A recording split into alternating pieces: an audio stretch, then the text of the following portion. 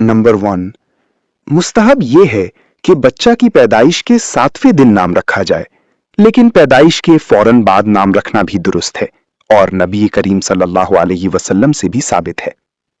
Number 2, नाम रखने के लिए छिट्टी के नाम से तकरीब मुनक्किद करना और उसमें किसी बुजुर्ग का बच्चे को छठे दिन दूध पिलाना वगैरह बेअसल रस्म है, इससे बचना वाजिब है।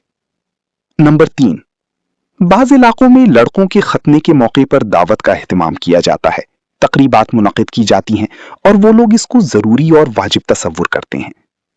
नंबर 4, ना करने वालों को आड़ दिलाई जाती है और ऐसी दावतों के लिए इस्तिताअत ना होते हुए भी कर्जा लेकर एहतमाम किया जाता है, शरीयत में इसकी इजाजत नहीं।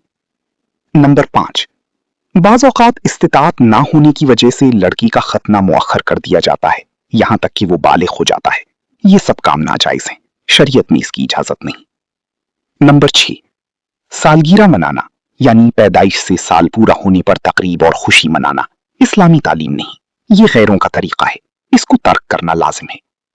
नंबर 7, सुन्नतों और नवाफिल के बाद इज्तिमाई दुआ मांगना खिलाफ सुन्नत है। रसूलुल्लाह सल्लल्लाहु अलैहि वसल्लम, सहाबा किराम रज़ी अल्लाह तआला अन्हुम और ताबईन व तबा ताबईन रहमतुल्लाह अलैहिम से इस तरह इज्तिमाई दुआ मांगना साबित नहीं।